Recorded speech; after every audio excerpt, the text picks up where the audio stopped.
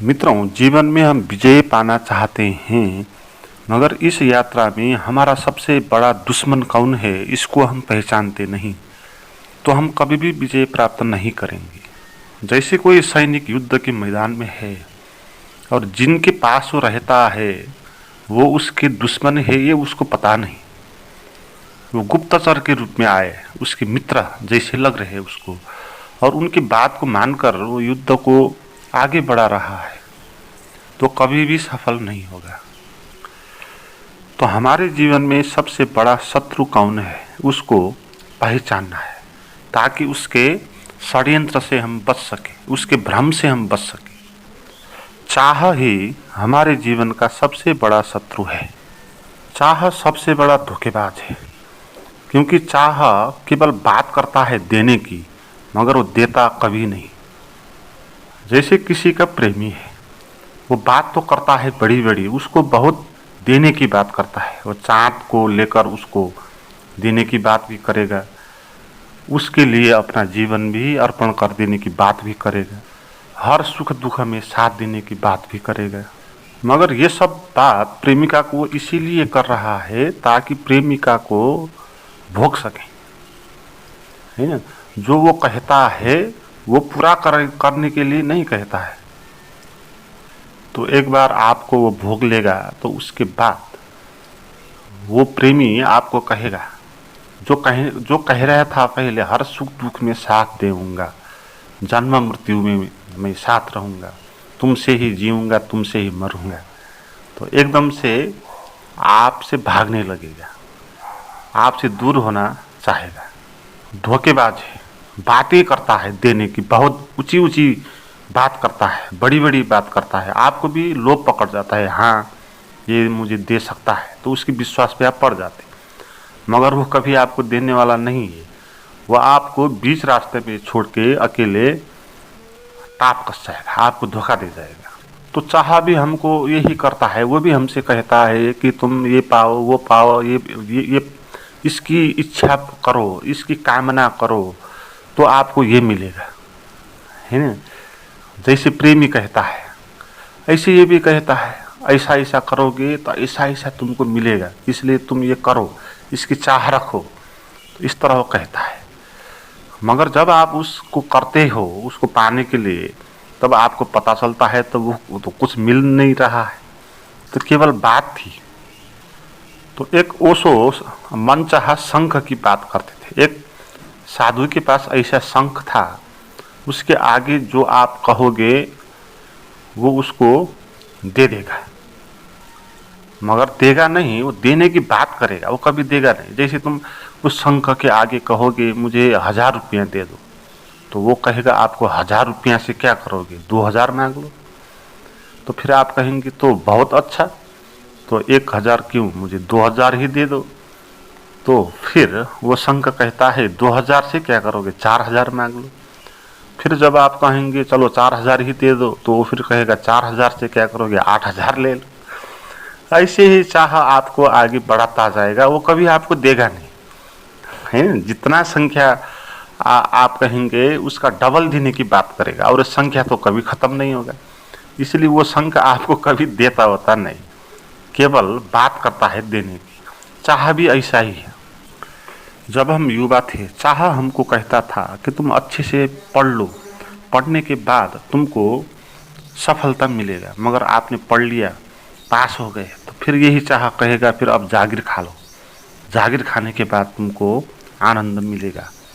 तो फिर आपने मेहनत किया, परिश्रम किया और जागीर भी खा लिया, फिर भी वो चाह आपको देता नहीं, फिर भी संतुष्ट आप होते नहीं। फिर ये चाह आपको कहेगा कि अब तुम शादी कर लो, फिर आनंद होगा।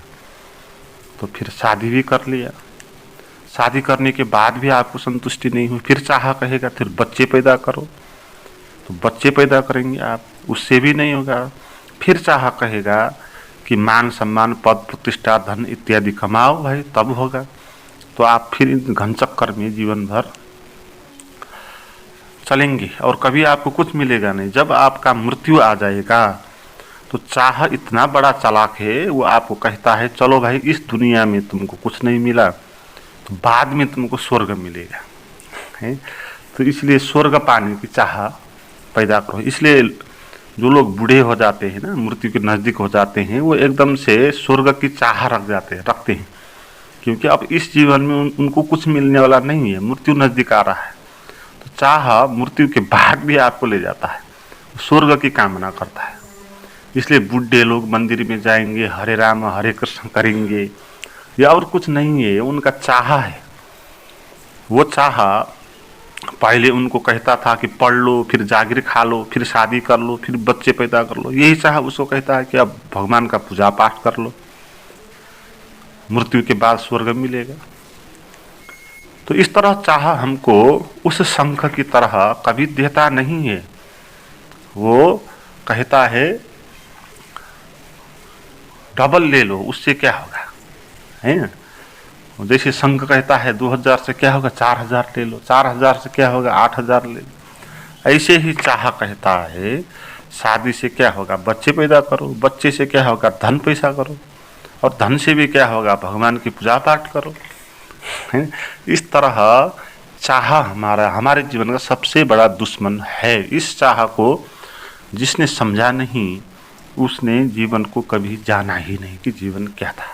इसलिए भगवान गौतम बुद्ध कहते थे चाह यानी तृष्णा, तृष्णा ही दुष्पुरी है, वही जीवन का सबसे बड़ा समस्या है, उसी से बाहर आना है। चाह कभी भी संतुष्टि नहीं दे सकता, क्योंकि चाह का अर्थ ही असंतुष्टि है। असंतुष्टि से संतुष्टि कभी आ नहीं सकती। इसलिए चाह को कुछ मिल जाए तो भी वो संतुष्ट नहीं होगा। असंतुष्टि को संतुष्टि मिल जाए तो भी संतुष्ट वो नहीं होगा।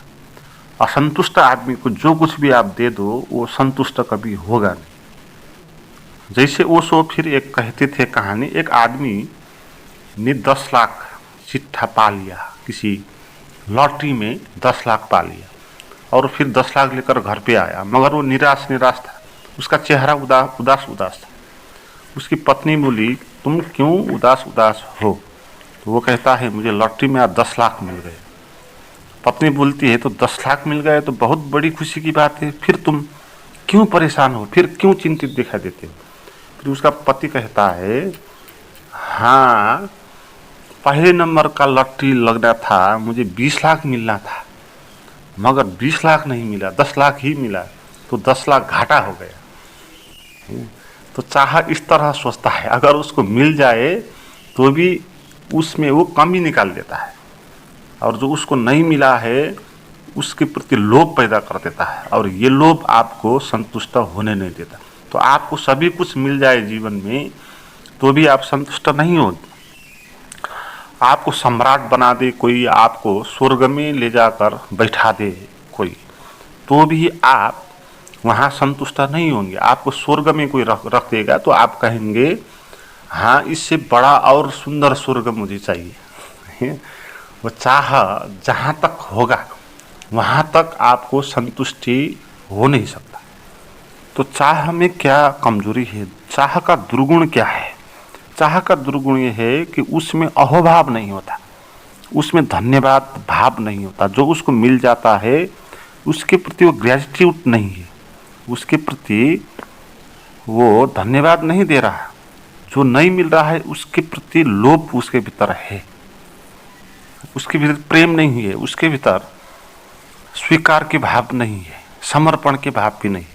चाह अहंकार है, चाह अहंकार से पैदा होता है। जो जितना बड़ा अहंकारी होता है वो उतना उसके भीतर चाह भी होता है। जिसके भीतर अहंकार नहीं होता है उसके भीतर चाह कम होता है। जब आप चाह से कहते हो कि ये मिलना चाहिए तो इसका अर्थ क्या है? आप प्रकृति के विरुद्ध खड़े हो गए। चाह आपको परमात्मा के विरुद्ध खड़ा कर देता है, चाह आपको परमात्मा का दुश्मन बना देता है? क्योंकि परमात्मा ने जो आपको दिया है उसके प्रति अनुग्रह के भाव वो पैदा नहीं करता, वो तो जो आपको नहीं मिला है उसका लोभ पैदा करता है। तो जो नहीं मिला है उसका प्रति लोभ पैदा करने का अर्थ क्या है? कि भगवान के विरुद्ध हो जाना है ना। हम जब कहते हैं मुझे ये नहीं चाहिए ये चाहिए, तब हम प्रकृति के नियम के विरुद्ध खड़े हो गए। क्योंकि प्रकृति के नियम, अस्तित्व को नियम ने यही चाहा था जो आपके पास अभी हो रहा है, इसीलिए तो हो रहा है ना, है। मगर आप कहते हो वो नहीं होना चाहिए, तो आप प्रकृति के विरुद्ध खड़े हो गए, भगवान के विरुद्ध खड़े हो गए। और जो भगवान के विरुद्ध खड़ा हो जाएगा वो कैसे सच्चिद आनंद का अनुभव कर सकता है? नहीं कर सकता। इसलिए चाह एक पाप है, चाह भगवान का दुश्मन बनने का उपाय है। इसीलिए ये महासूत्र कहा आपको चाहो मत सब कुछ मिल जाएगा, चाहो आपको कुछ भी नहीं मिलेगा, है ना। क्योंकि चाह से कुछ मिल जाएगा तो भी कुछ नहीं मिलेगा, क्योंकि आपको मिलना अभी शेष रहेगा। मगर आप चाहोगे नहीं, अचाह में बैठोगे तो आपको कुछ नहीं मिल रहा तो भी आपको मिल गया, है ना। आपको नहीं मिल रहा है तो भी आप उसको चाहते नहीं, तो आपके मन में लोभ नहीं है। आपके मन में लोभ नहीं है तो आप परमात्मा के विरुद्ध खड़ा नहीं हो गए। विरुद्ध खड़ा नहीं हो गए तो फिर आपको परमात्मा का जो स्वभाव है सच्चिद आनंद, वो आपको भी मिल जाएगा। परमात्मा के साथ एक होने के कारण अचाह आपको परमात्मा से मिला देता है। चाह और अहोभाव में यही फर्क है। चाह कहता है आपको कि आपको कुछ भी नहीं मिला है, सब कुछ पाना ही पाना है। और अहोभाव आपको कहता है पाने को कुछ है ही नहीं, क्योंकि सभी कुछ मिला ही है। ये अलग अलग बात है। हमारे जीवन में सभी कुछ मिला ही है और कुछ पाने की आवश्यकता नहीं है। जीवन में परम आनंदित होने के लिए कुछ थप आवश्यक नहीं है, जो कुछ हमारे पास है वो काफी है। जैसे एक उदाहरण में एक आदमी आत्महत्या करने के लिए जा रहा था और उसकी चाह जीवन में उसको आत्महत्या तक ले गई। चाह हमको आत्महत्या तक ही ले जाते हैं, चाहे आप आत्महत्या करो या नहीं करो, आपकी आत्मा को वो खत्म ही कर देगा चाह। उस आदमी के मन के चाह ने कितना चाह था जीवन में, ये पालो वो पालो, और जीवन भर संघर्ष करता रहा और उसको कुछ मिला नहीं। वो एकदम से असफल हो गया, हार गया जीवन से, और अब वो मरने के लिए जा रहा होता है। जब नदी में डूबने जा रहा होता है वहाँ पर एक संत होता है, तो संत उसको रोकता है, रुक भाई, तू मरना चाहता है तो तू मर ले, कोई बात नहीं, मगर कुछ 5 मिनट के लिए तू रुक जा। तो वो रुकता है, फिर कहता है कि आप क्या चाहते हैं मुझसे? तो संत कहते हैं तू मर तो रहा है, मगर तू मरने से पहले तेरे पास जो है तू मुझे दे दे, क्योंकि तू मरने वाला है तो उसको तो आवश्यकता है नहीं, तो मेरा उद्धार हो जाएगा भाई, तू मुझे तेरे पास जो है वो मुझे दे दे। फिर वो आदमी कहता है भाई मेरे पास तो कुछ भी नहीं है, इसलिए तो मैं आत्महत्या करने आ रहा हूँ, कुछ भी बचा नहीं, तो मैं क्या आपको दे सकता हूँ? तो संत कहते हैं चलो तेरे पास है, इस देश के सम्राट के पास तुझे मैं लेकर जाता हूँ, और वो आपको आपके पास क्या है वो मैं ले लूँगा वहाँ से, और आपको पैसा भी चाहिए तो मैं पैसा भी दे दूँगा। तो आदमी मान जाता है और वो दोनों सम्राट के पास जाते हैं, और सम्राट से कुछ एकांत में गुपचुप बात भी करता है वो संत। और उस आदमी के पास आकर सम्राट कहता है कि अच्छा तू मरना चाहता है तो तेरी आँख मुझे दे दे, तेरी आँख मुझे दे दे, तो तुझे मैं 1 लाख रुपए दे दूंगा। आदमी सोचता है ये क्या बात हुई, कौन देता है भाई आदमी किसी को भी 1 लाख रुपए में अपनी आँख?